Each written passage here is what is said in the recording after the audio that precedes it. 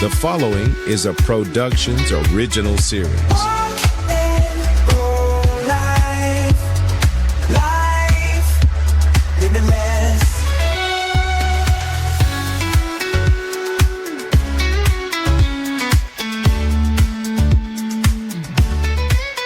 Hello and welcome to Walk and Roll Live. I'm Doug Vincent along with Eric Aguilar. I'm a polio survivor, crutch user for years, crutch and brace, and transitioned into a wheelchair user over the last 20 years. How you doing, Eric?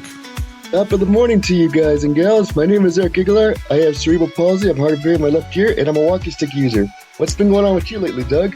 Well, kind of a quiet week. Before we go too much further, I want to thank Tom Finch of Finch Wheelchair Fabrication for joining us last week. Some great information there, and just awesome hearing his story. Nothing. What have I done this week? Nothing really. You know, just I had a cardiology follow-up yesterday, and that all went well. Got some good information. I have a hypertrophic cardiomyopathy. I don't know why. I've been saying it for over a decade, and all of a sudden I can't say it right. But I had a nice follow-up with a second opinion that my regular cardiologist put me in touch with a couple of years ago. So they have been kind of giving recommendations to my cardiologist, and so we had a follow-up yesterday, and it went really well. Yeah, so other than that, kind of the same old, you know, just hanging out doing retired guy things. How about you? How was you went to a movie? Want to hear about that? Deadpool and Wolverine was awesome. The comedy was great. The music was great. The characters were great. The story was great. It was very well done for a 2-hour movie.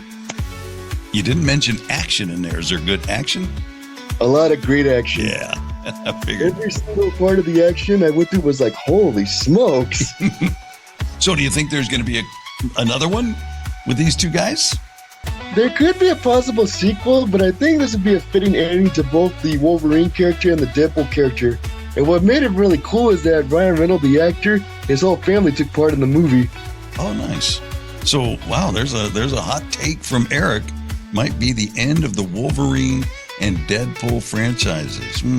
All right, we'll have to see. You know what they say, never say never. Never say never. Well, you know, if they make a ton of money on this, it'll be back. They'll definitely be back for sure, because I've seen a lot of buddy comedies over the years. Yeah. This was the best buddy comedy yet. Very good, very good. So you'd recommend it 2 thumbs up? Yes, maybe 3 thumbs up.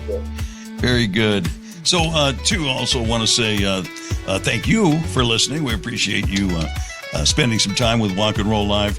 You can find us on Spotify, iHeartRadio, iTunes, Podbean, a bunch of different places. Also on YouTube, we have a YouTube channel. Just go to Walk and Roll Live, search for that, and you can find us. These are on there, and some others. There's some other goodies on there that may not turn up anywhere else. And wherever you go, like, share, subscribe, or what are the other ways that, you know, each platform does it a little different. But yeah, if you would hit the button and subscribe or whatever it is, we appreciate that. So coming up, we've got an interview with Ruthee Goldkorn. She is I don't know what one word that kind of really sums it all up is advocate for the disabled community. So we're going to be chatting with her right after this word from Aguilar Professional Training. At Aguilar Professional Training, we know that your greatest asset is your team. Investing in their development, knowledge, and happiness is essential for your business's success and growth. To achieve new heights, it's important to hire intelligent, talented individuals and empower them to excel in their areas of strength and passion. Aguilar is committed to transforming your employees into happier, more productive, and fulfilled individuals. When your team thrives, your business prospers. Wise leaders understand that providing team members with opportunities to shine in their strengths unlocks untapped potential. Elevate your team with Aguilar Professional Training and witness the growth of your business. You're listening to Walk and Roll Live Disability Stories.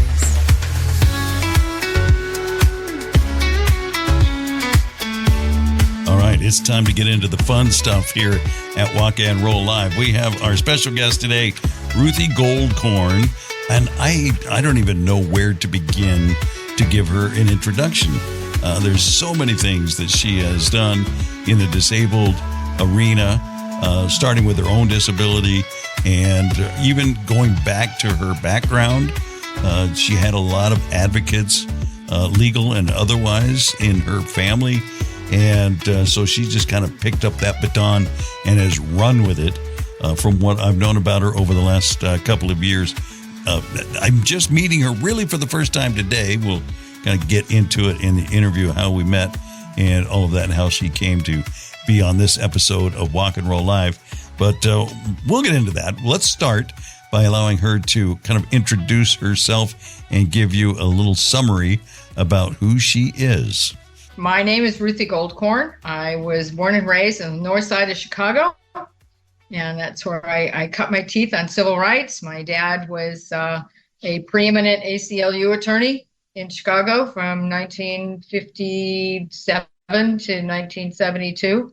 My whole family, my mom's family, my dad's family, everybody going back generations, politically active, civil rights.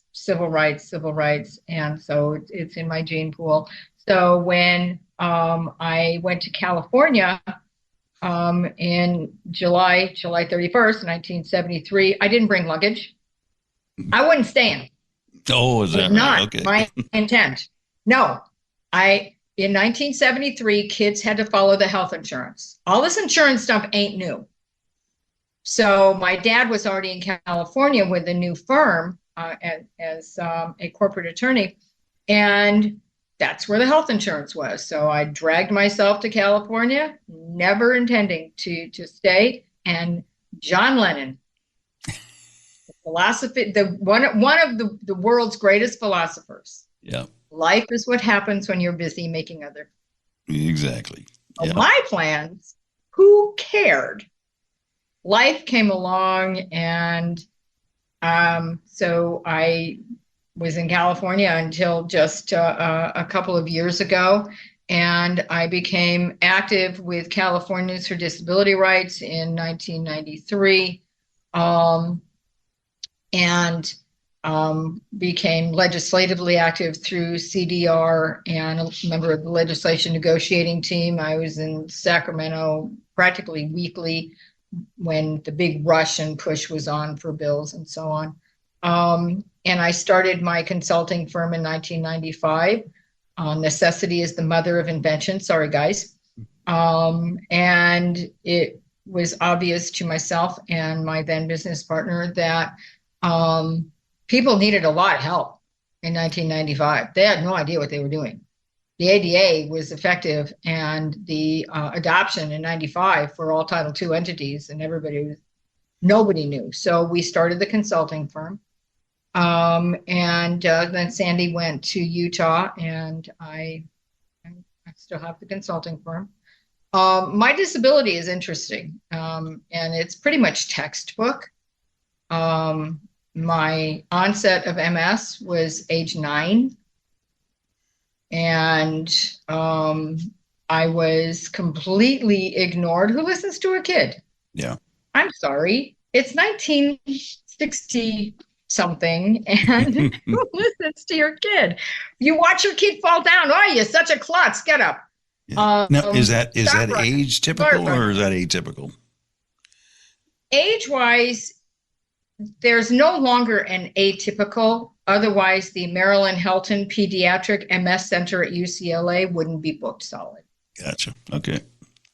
But I didn't get diagnosed, and I was very sick. I fell up the stairs every day. I fell down the stairs every day. I don't remember anything. I know I went to school every day. I know I walked into the Latin School of Chicago in September of 1969, and I walked out the back door in June of 1973 with a piece of paper that said I was there every day. But I don't remember very much. Wow. It wasn't until a car crash I started my career in private practice, medical management in California. And in September 21st, 1989, I had a car crash on the way to work. I love her. I love her. She's my best friend. I don't remember her name. I remember the name of the girl who hit me on my third date with my husband in July of 1980, but I don't remember this one's name, but I love her. Why? Because in evaluating the injuries, you don't want to have any kind of a test, whether it's an MRI. And in 1989, MRs were like, second, third generation. And but you don't want to have any test, a blood test, anything, where somebody goes, you don't want that. Not good. Nope. So they did that, and I had 5 MRIs in 3 days. Wow. Because I knew those people. At that particular time, I had spent a good number of my years in the Beverly Hills, Cedars-Sinai area, and 10 years in obstetrics and gynecology, and ENT, maxillofacial reconstructive trauma.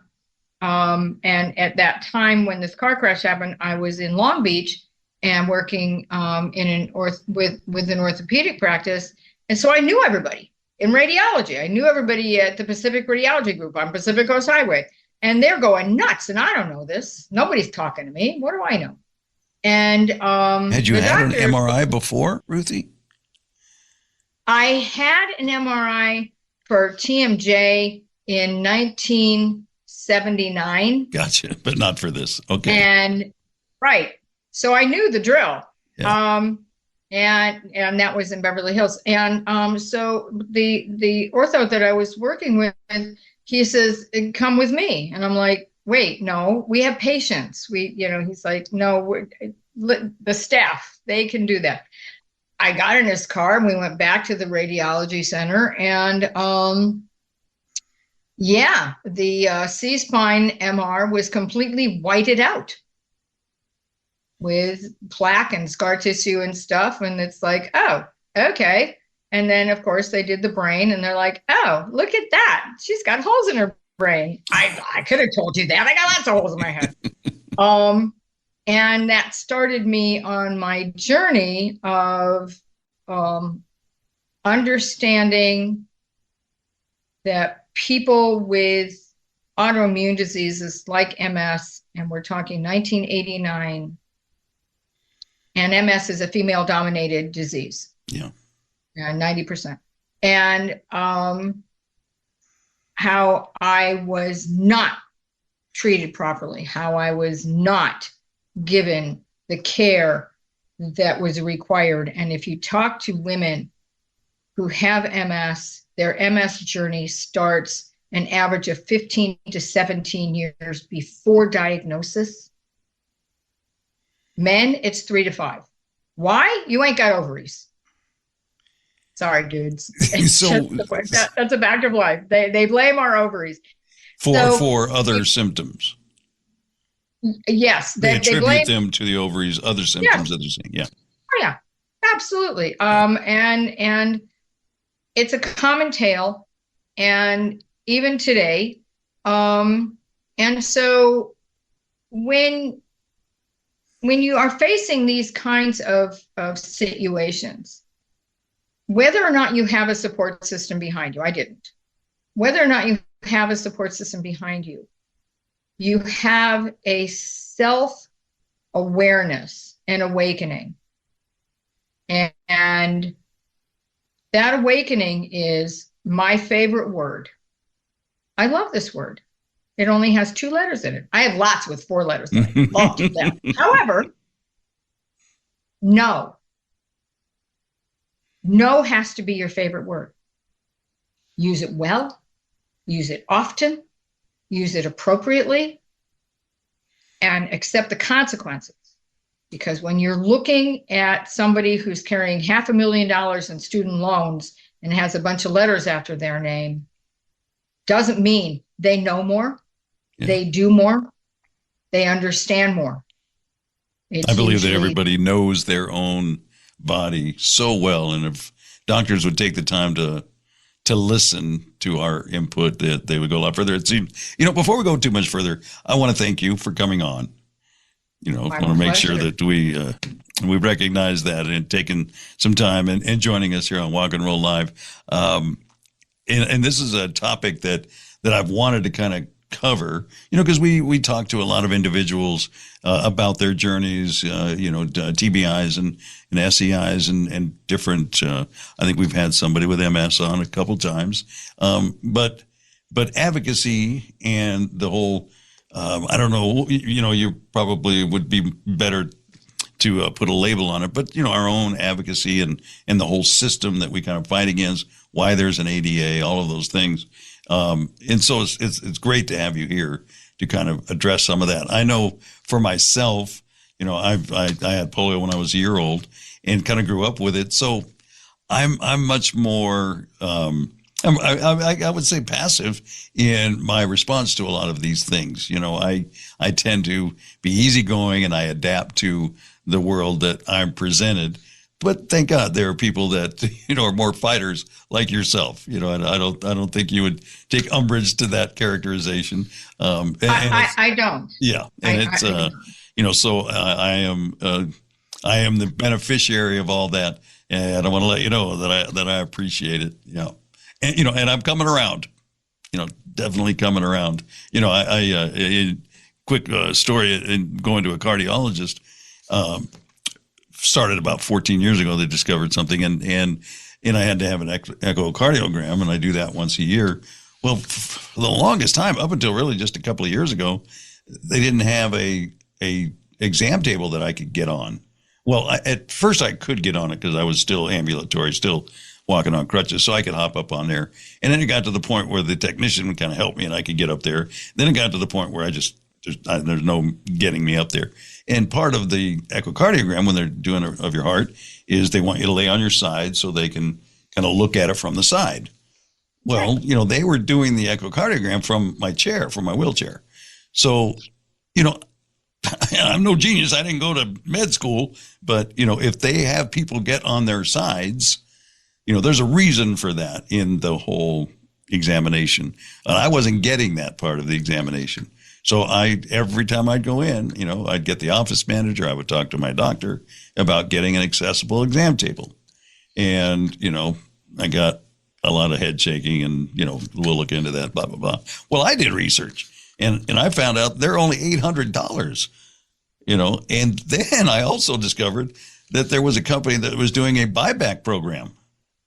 So again, don't know exactly the finances of a cardiologist, let alone a group of cardiologists, but seems like they could afford $800. And on top of that, I can't be the only guy that would need that in their practice. I mean, I sit in the waiting room and, I'm going to be 69 this month. And there were many people, I was the youngster in the group. Let me just put it that way. I was sitting in the waiting room and there were 80 and 90 year olds. They're not hopping up easily on it. Anyway, so they finally got it after years, but I'm sure I was much too nice about the requests that I was making. Well, and you had to do the research. Yeah, and I had to do the research. Research is a scary word, and when someone looks at you and says, "Well, I don't know anything about that. Why don't you go find out?" I can, you can, Eric can. So many people can't for a variety of reasons, whether it's disability related or not. Yeah. They don't have the wherewithal. We can go to the wonders of the internet. However, how you navigate that and how you get what you need from it is complicated. Yeah. And frustrating, and you're not at the right place, or you're seeing stuff that you intrinsically know, and it is beyond frustrating.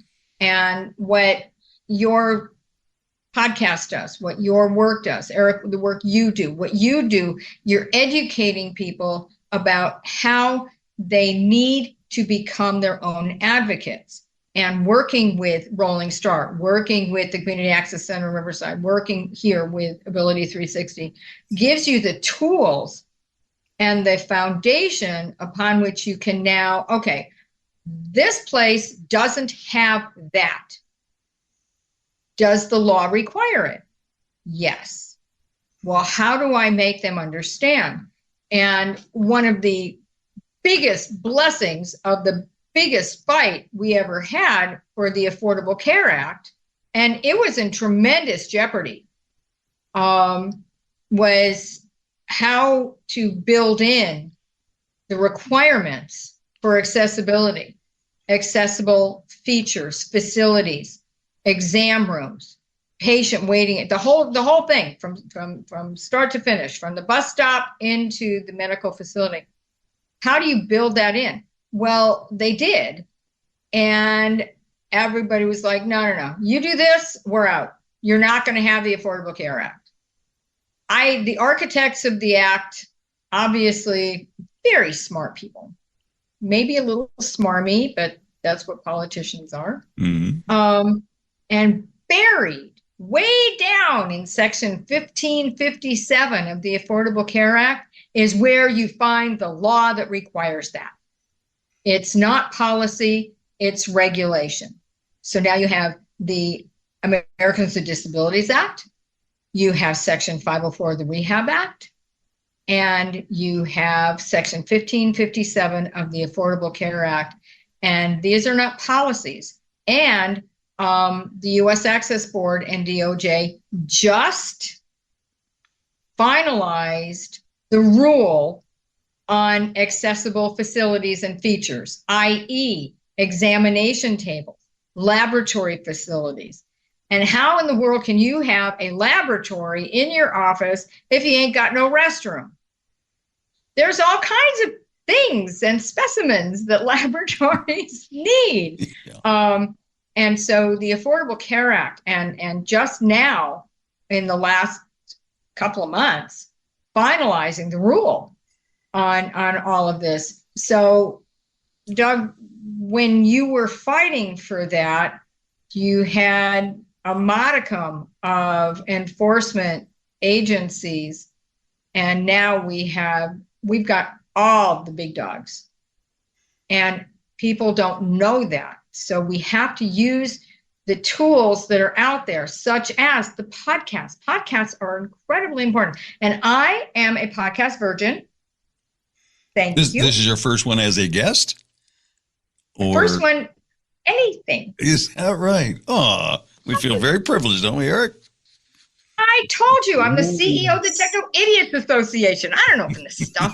But they're really important, and you see advertisements for all of the immunologic and biologic drugs out there. And you see slight references in the commercial to somebody with a podcast or something. All this stuff is really important. I don't think it's not exactly advertised, but promoted as much as it should be. I think that, again, the internet, the power, there should be a site that lists all you people. Yeah. You people are really important. And how the information gets disseminated. And when you have celebrities acquiring or admitting to having a certain condition, disease, or whatever, and they're self-serving, that's not helpful. However, in their self-servingness, and if there is a podcast, if they participate in a podcast, or they participate in another methodology of communication, and people take note, oh, okay, well, she's there because she wrote a book, or he's there because he has a crowdfunding for stem cell, whatever. Yeah. Whatever the issue is, it will pique your interest. Yeah. That's what we hope here, that it's because it's more long form. It's not soundbite, or it's not a 3 or 4 or 5 minute interview, when we can get into more of the details about, people's lives and how they've achieved that. If it's inspiration for somebody who's going through the same thing, it lets them know that they're not alone, or, just to educate able-bodied people too. We had a question we posed last week where just how long would it take you to put your socks, pants, and shoes on? Just those 3 things, pairs of things. And and I just asked around people I knew. I asked my daughter, I asked a friend of mine, and a few friends, and able-bodied and disabled, and especially the able-bodied. I was curious, and it ranged anywhere from 30 seconds to 4 minutes. That was my daughter. I don't know why it would take her 4 minutes to do that, but everybody was. Because she had to find them first. Yeah, maybe that was it. Yeah, maybe find her socks and shoes and whatever it was she was putting on. Yes, and I timed myself. I knew it took me a while, and that's kind of why I posed the question. And I was even a little surprised. It was 7.5 minutes, for me just to put those 3 items on. And, and I wonder if it just sparks thought in somebody who's able-bodied. First of all, I think my first question, what takes you 7.5 minutes? I certainly don't want anybody to have to watch me, but, it's, try to put a pair of pants on sitting on your bed, and you'll kind of figure it out. And you can't move your legs.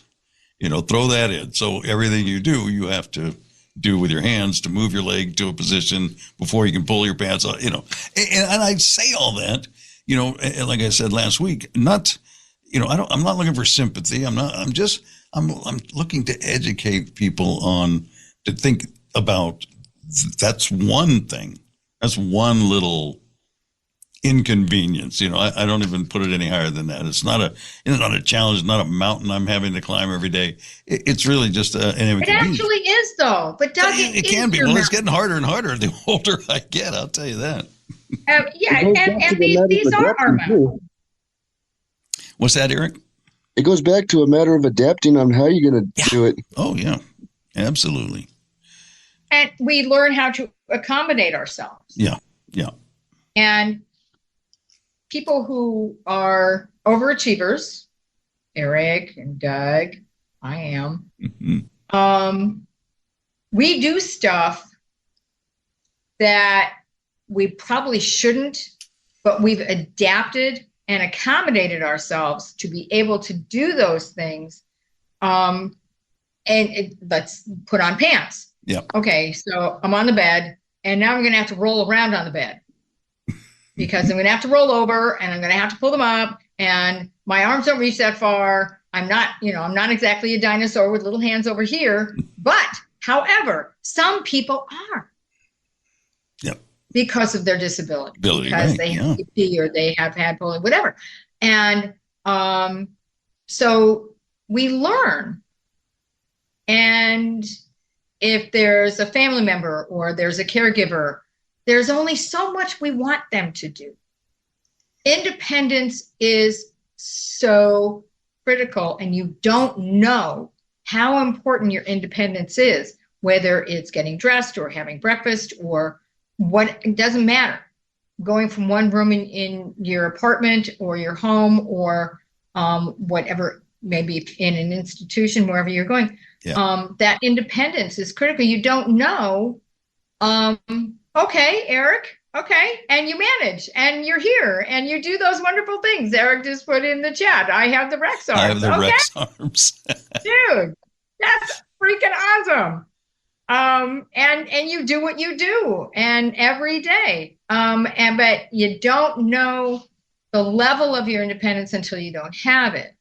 I'm wearing a brace on my wrist because I was attacked by a broken baby changing table. Uh-oh. We hate those. They're fierce. They're dangerous if they're not maintained.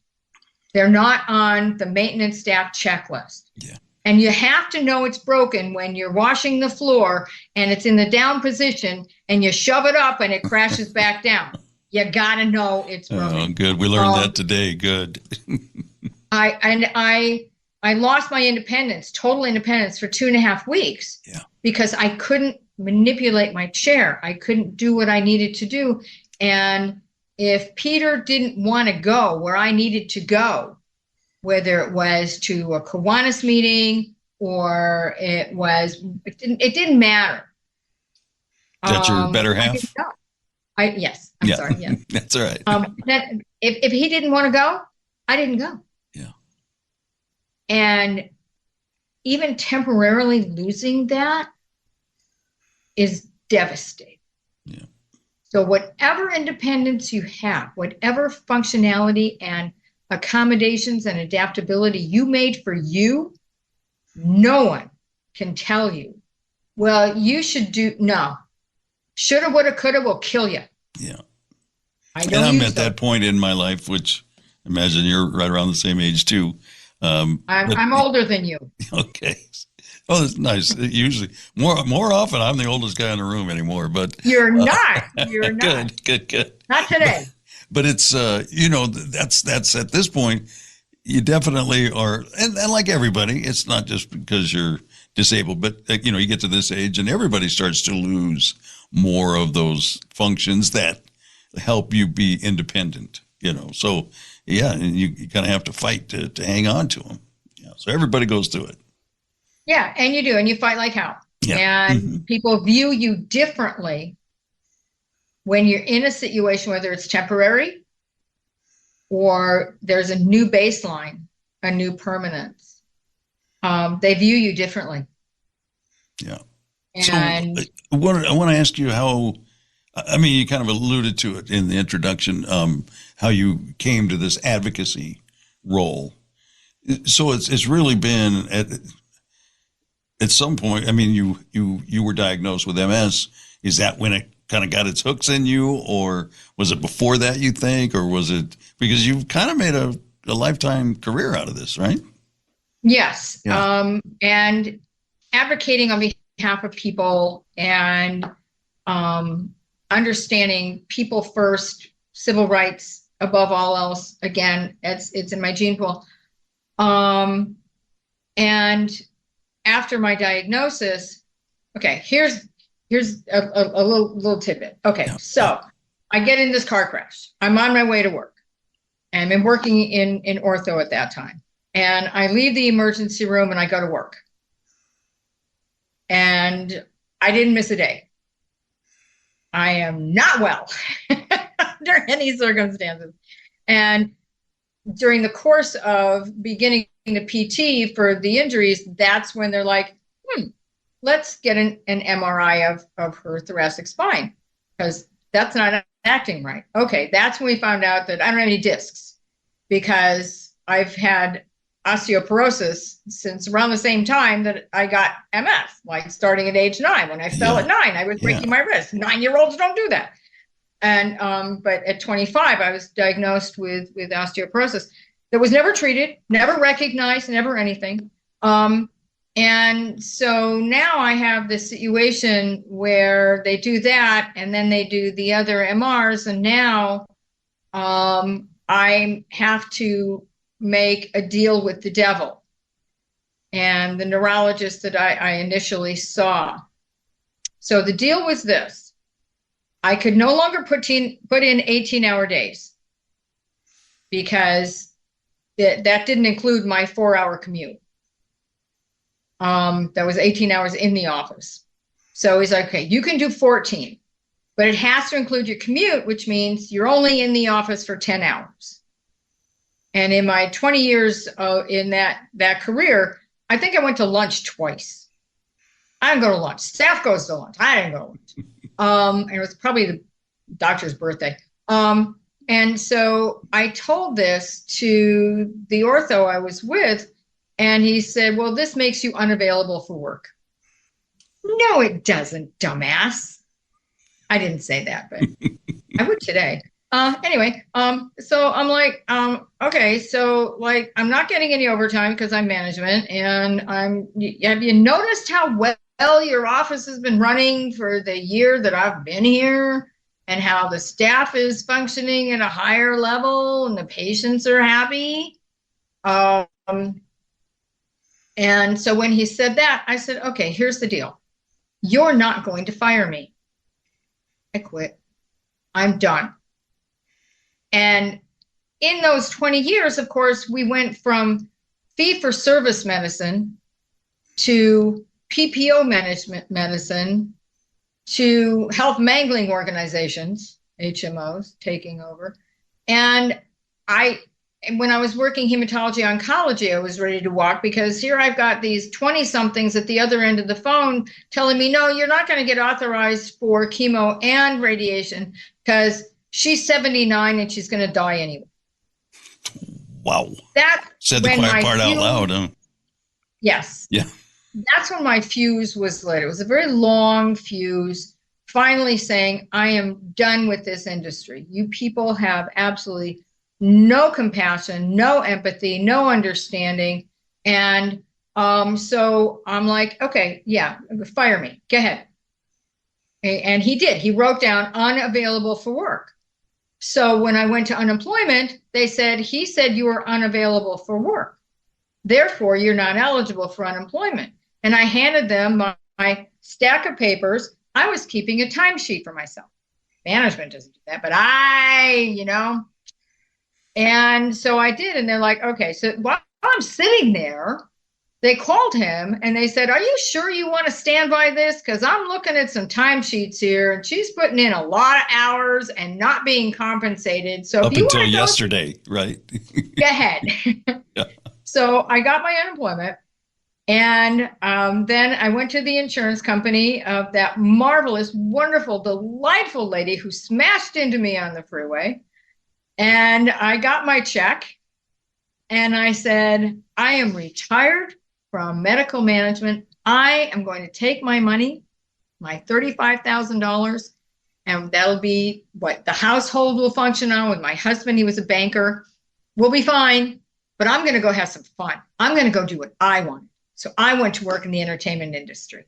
Yay! I worked every day. I made a lot of money as an extra because I don't know from movies and TV. I have a theater background, and being from Chicago, worked with Second City. And so I didn't know from this. So I didn't do what they said when they ended a scene. They said, okay, go back, over here. No, I'm staying right here. I got to watch. I want to learn. So I did. And I worked every day for 6 months. And I made good money because it's golden time. You get your straight time, you get your double time, and then you get golden time, which is even more than triple time. And so I was making and having really a lot of fun. And a lot of TV shows. And the last one that I worked on was The Flash. And that was the original Flash TV show, not this latest incarnation. Stupid. Anyway. We were filming in an abandoned high-rise on 8th Street, downtown LA, and there was a running bet, and everybody was putting their money in the pot as to whether the building was being deconstructed or reconstructed. The deconstructed won, and we were filming in a room about even smaller than my office here. This is one of the bedrooms here in my house, and it's very large, but smaller than this. So you've got the computers for the special effects, you've got the background, you've got the crap table because it was a casino scene. You've got the primary actors, you've got all those people in this tiny little room, and there was no air. So there was a window about the size of the one behind me, but it was 50 feet away. So they grabbed a piece of ventilation tubing out of the wall. They smashed holes in the wall like HGTV, and they ripped it out, and they stuck one end out the window on the windowsill, because it's such an old building, it had big windowsills, through the entire set area into this small little room. So they put a high-powered fan on the windowsill. So they were shooting fiberglass at us because they didn't feel the end. Yeah. And it was 24 inches in diameter. And because of the space, you literally had to leave. As soon as they said cut, you had to leave. So I'm doing this. over and back, over and back, over and back for 18 hours the first day, 20 hours the second day, straddling this thing, getting out of the way. And by the end of the second day, which was a 20-hour day, I couldn't walk. My knees were shot to hell. They had already been. I had already had. I was going to say, through your history. Yeah. So that was that. And so work comp, the entertainment industry, I had 4 surgeries. And that's when I began to become politically aware in Moreno Valley, and how toxic waste and nuclear waste was being considered for the Eagle Mountain landfill in the Coachella Valley. And then I started meeting people. And that's when that evolution began, because in 90, I think July of 90, is when the orthopedist said, look, your arms and your hands are crap. Your knees are crap. I'm going to order you a wheelchair, a manual chair. And they rented it. It's still for rent. It's sitting in my garage. This was 1990. We used it over the weekend. And it's a manual chair.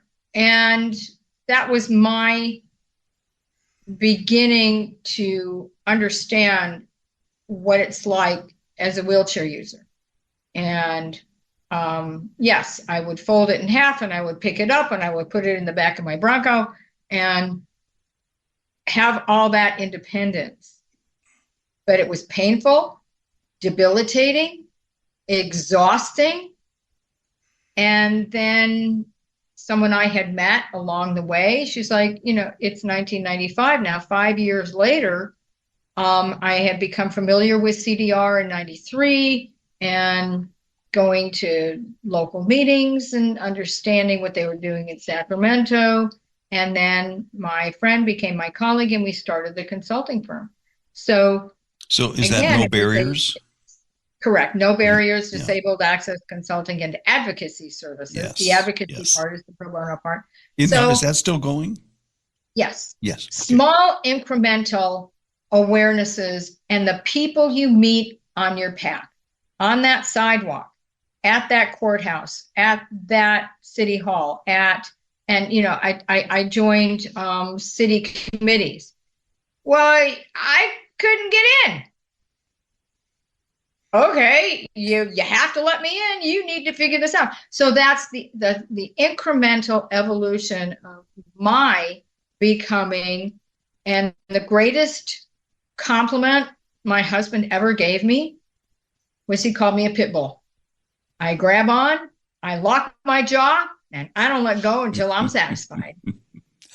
I know we chatted for a bit before we came on, but I mentioned that we were in the same room a lot of times with the Inland Empire Disability Collaborative, and I don't think we ever had a chance to actually meet.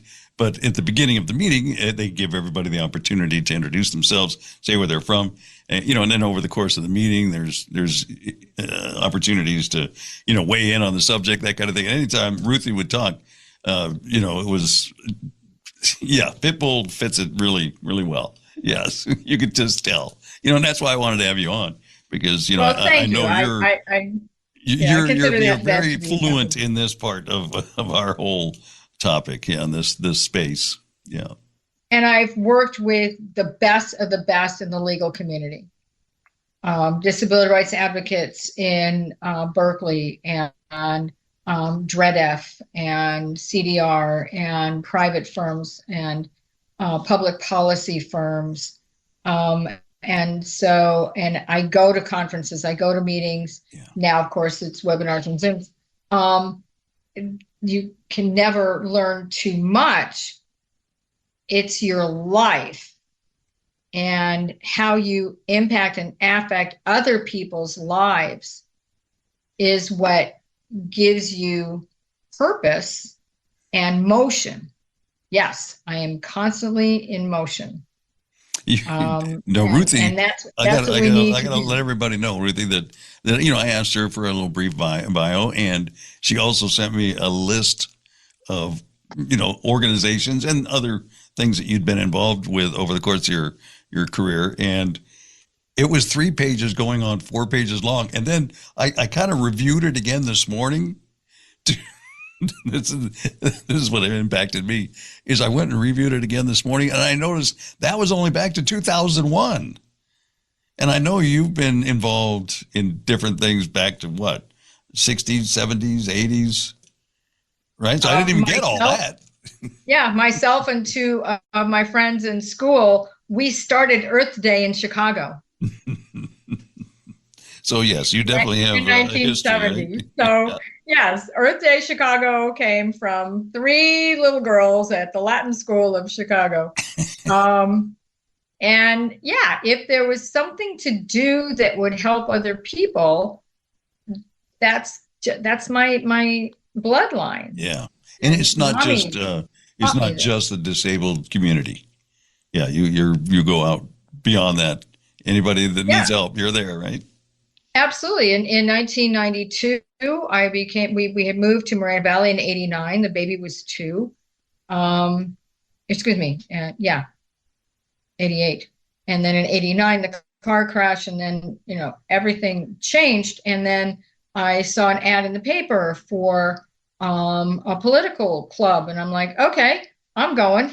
So it was I think it was like their second meeting. So it was just being formed. So I was part of the formation of this political club.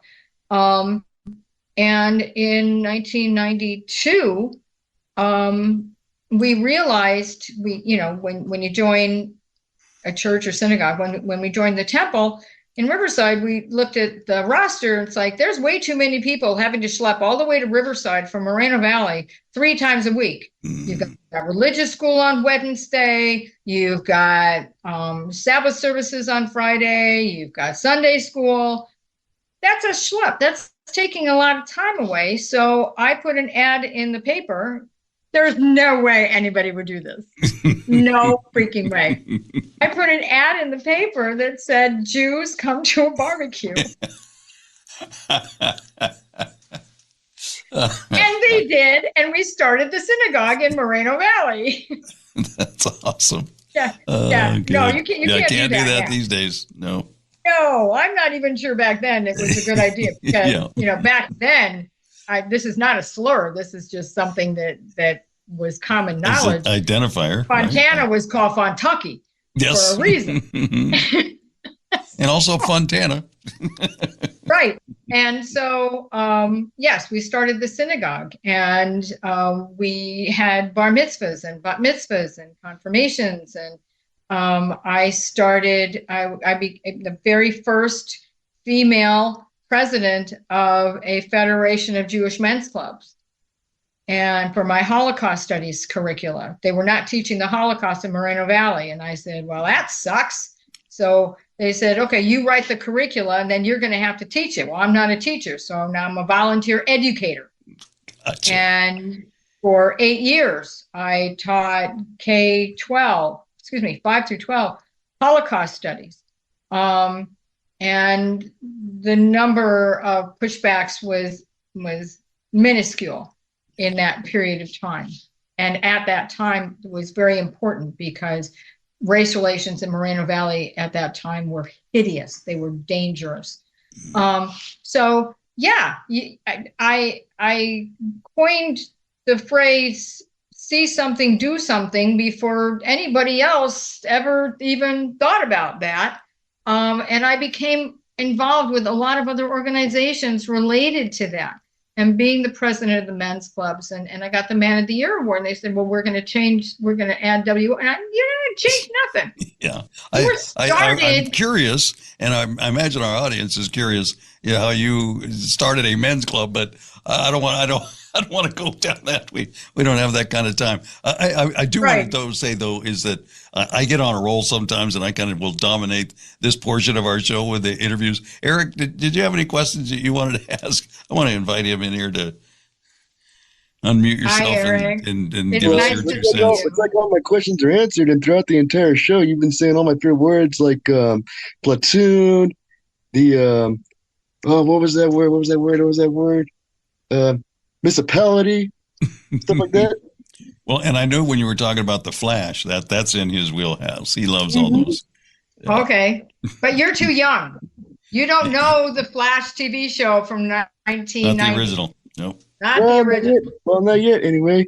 And what's funny is that although I may look young, I feel physically old sometimes. Exactly. And we are all superheroes, every one of us. Whether you get out of bed and you participate, or you go on Yahoo and you scroll through the news stuff, and that you say, oh, I want to read this, and you enter your comment, you're participating, you're engaged, you're civically participating, and we're all superheroes, every one of us, very little or a lot, doesn't matter. Is there anything coming generations? I'm sorry. Is there anything in particular that you're focused on right now in this fight to make sure that everybody's got accessibility? Can you narrow it down to one? Maybe I should say. Calling all of the lawyers in California to take the Arizona bar. Dude, you're not busy? Oh, we can fix that. Come take the Arizona bar. Yeah, Ruthee has recently moved to Arizona and found that there's needs there.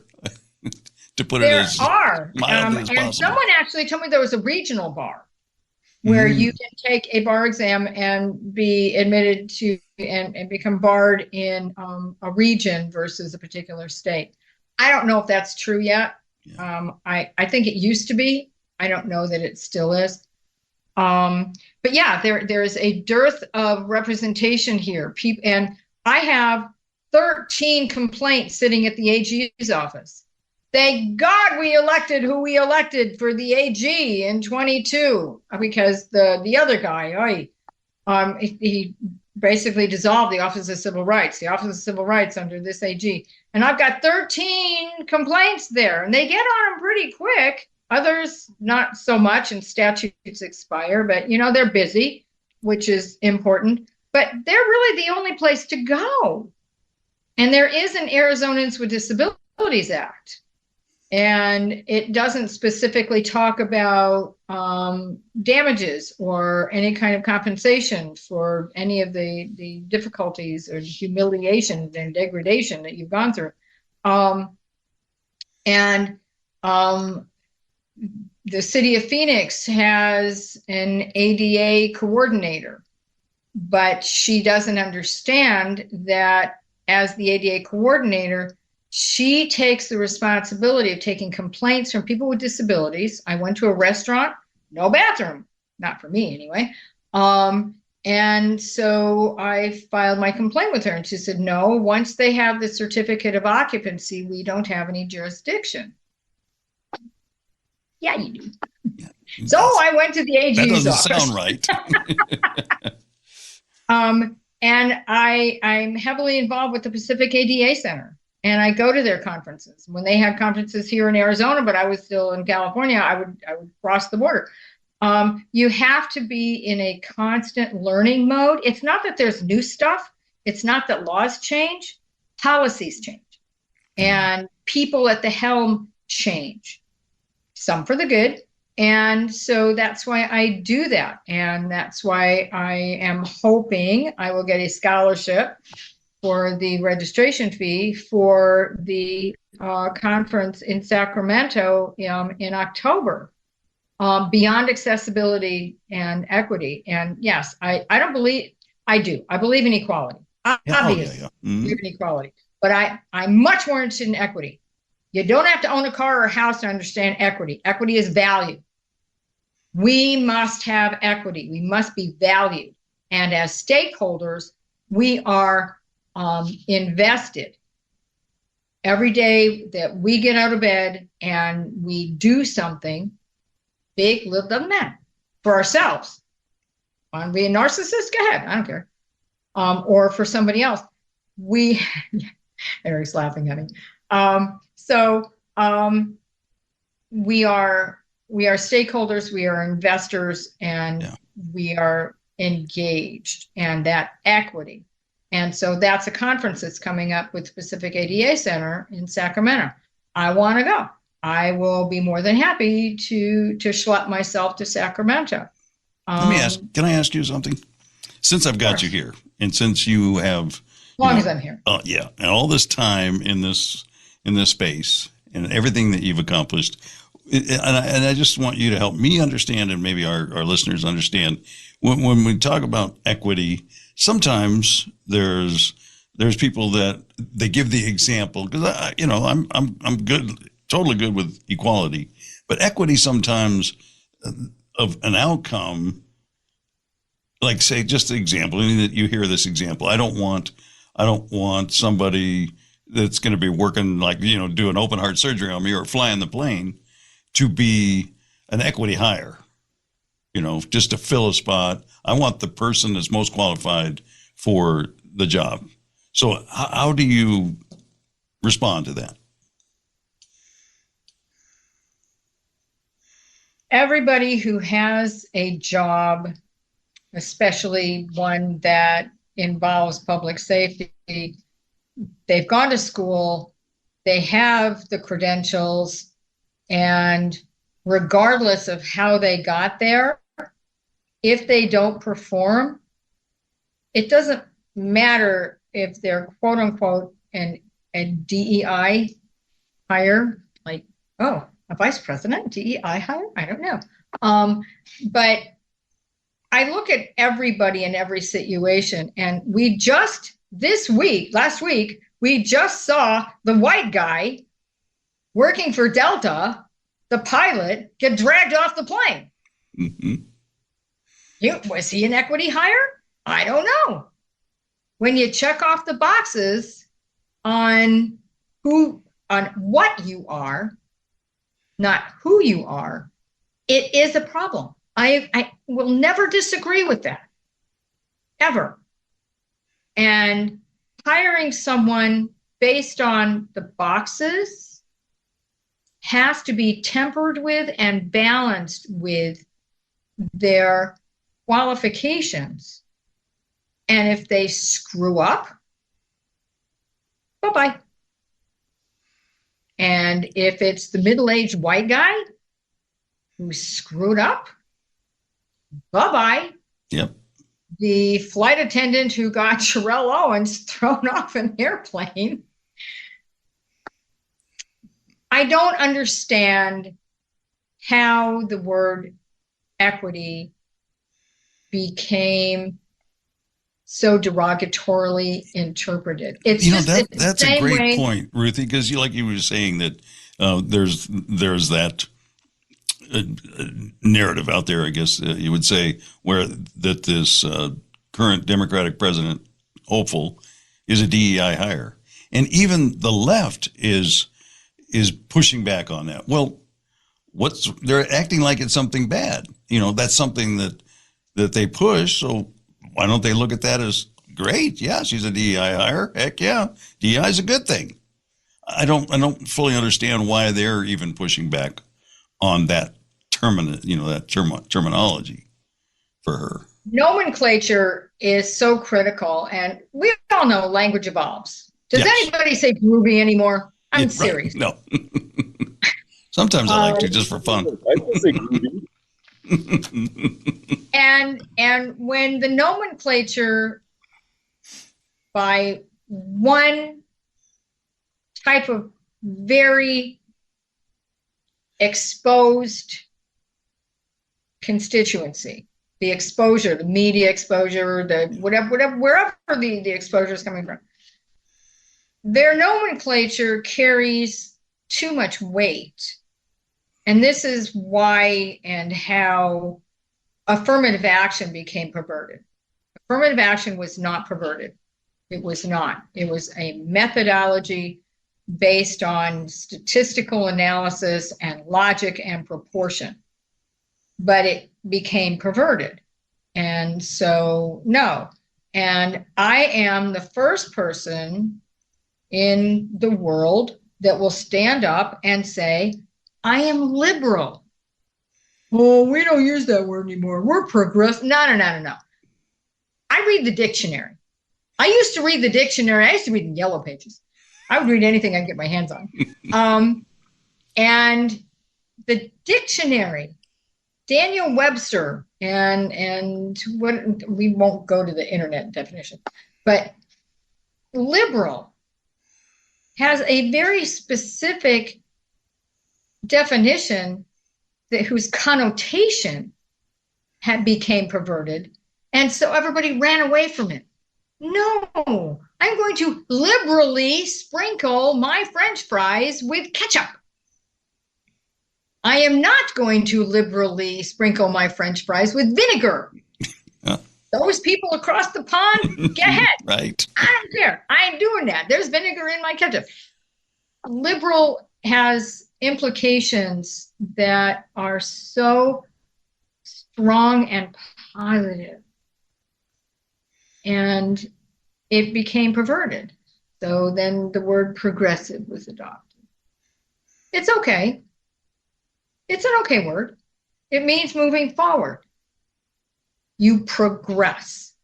That's what you're supposed to do. You're supposed to be moving forward. That's what everybody do.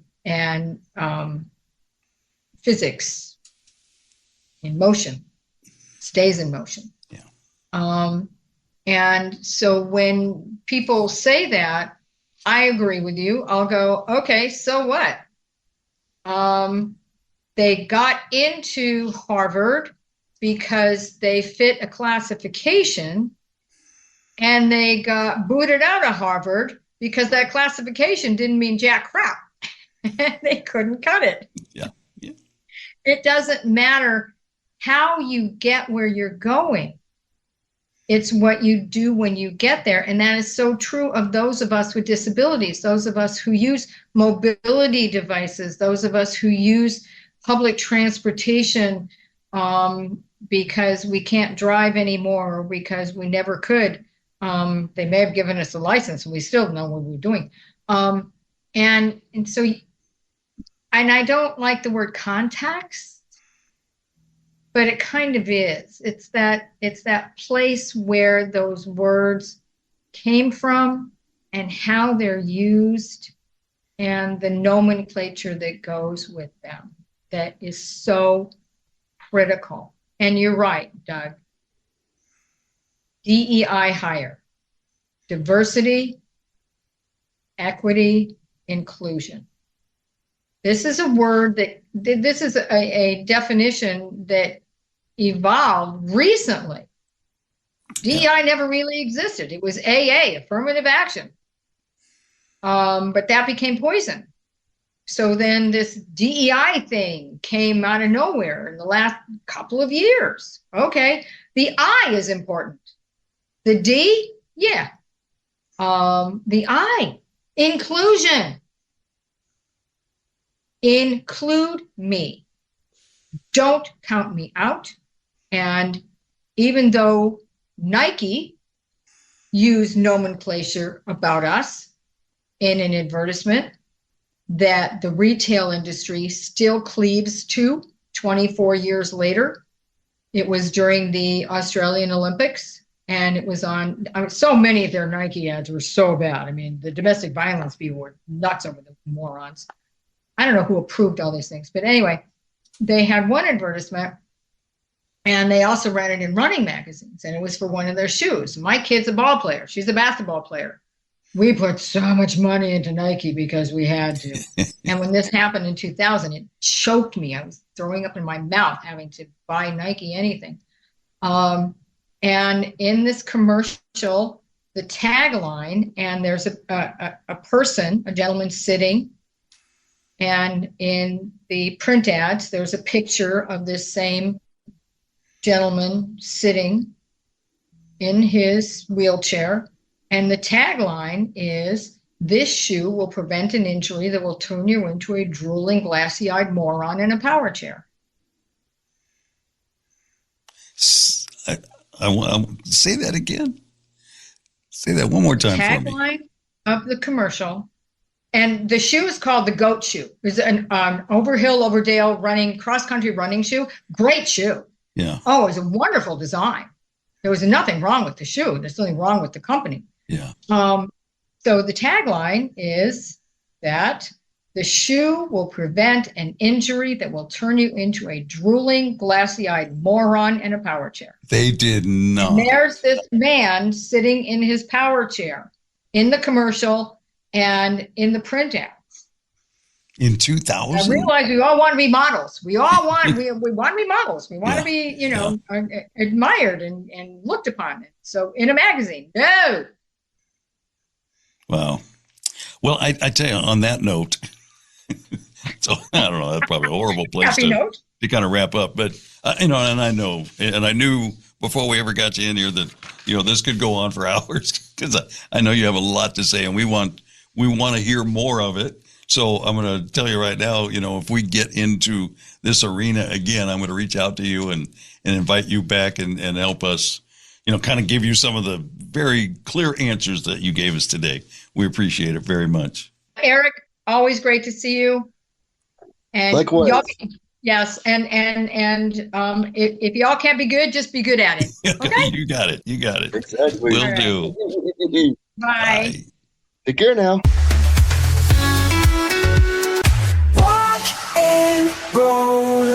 Tuned in to Walk and Roll Live podcast. Such a refreshing perspective on life and disability. Love it. Every episode brings a new story that's both inspiring and eye-opening. Can't get enough. The hosts make you feel like you're part of a genuine conversation. Walk and Roll Live is my weekly dose of positivity. Walk and Roll Live is a game changer. It's not just about disabilities. It's about embracing life's challenges with a smile. Highly recommend. My go-to podcast for real, unfiltered conversations. It's like having a cup of coffee with friends who share incredible stories.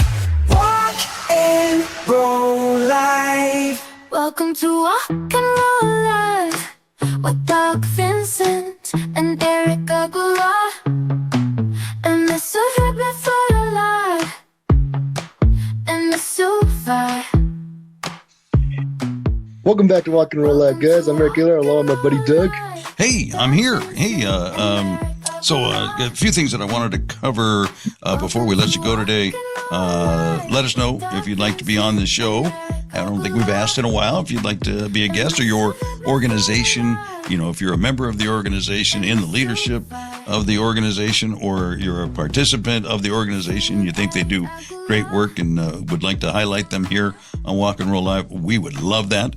Also wanted to highlight that Possibilities and Triumph Foundation have their grant applications open, and I put that on the events page, and just look for them. If you click on the photos of those two organizations, it takes you to their grant page with all the information, the application and whatnot.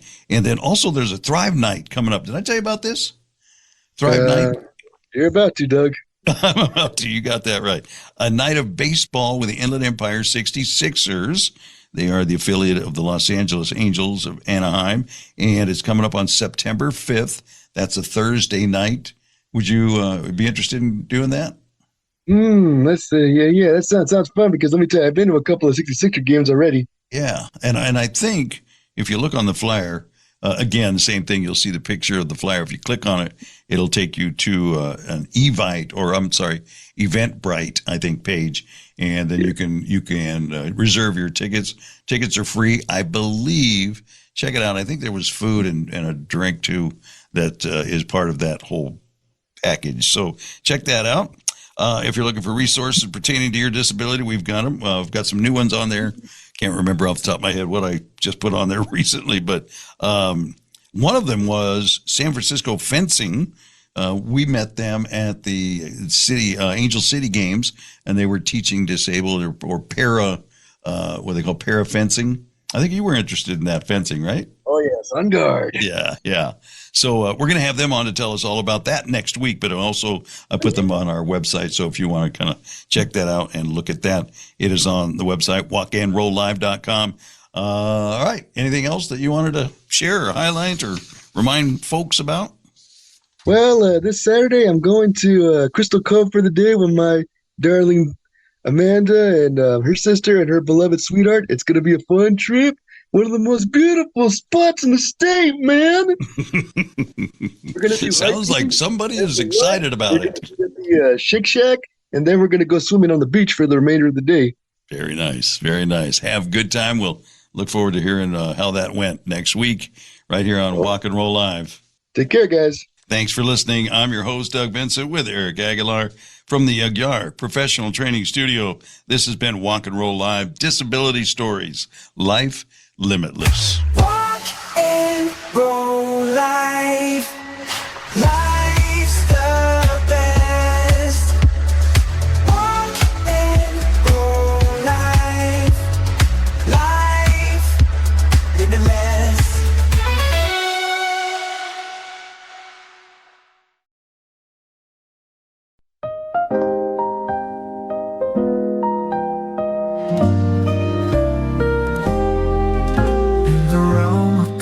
Untold, where every voice finds its hold.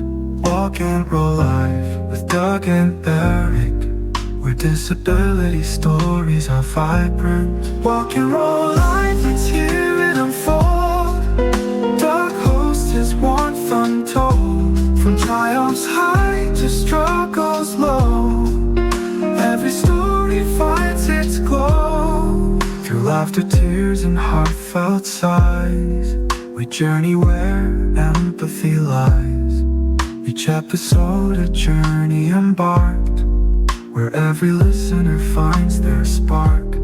Walk and roll life, let's hear it unfold. Doug and Derek host their warmth untold, from triumphs high to struggles low. Every story finds its glow.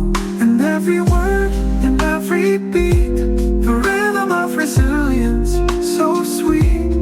Walk and roll life, a symphony of grace. In every tale, a sacred space. Walk and roll life, let's hear it unfold. Doug hosts his warmth untold throne, from triumphs high to struggles low. Every story finds its glow. Through laughter, tears, and heartfelt sighs, we journey where empathy lies. Each episode a journey embarked, where every listener finds their spot. Through laughter, tears, and heartfelt sighs, we journey where empathy lies. Each episode a journey embarked, where every listener finds their spot. In every word, in every beat, the rhythm of resilience, so sweet. Walk and roll life, a symphony of grace. In every tale, a sacred space. In every word, in every beat, the rhythm of resilience, so sweet. Walk and roll life, a symphony of grace. In every tale, a sacred spot.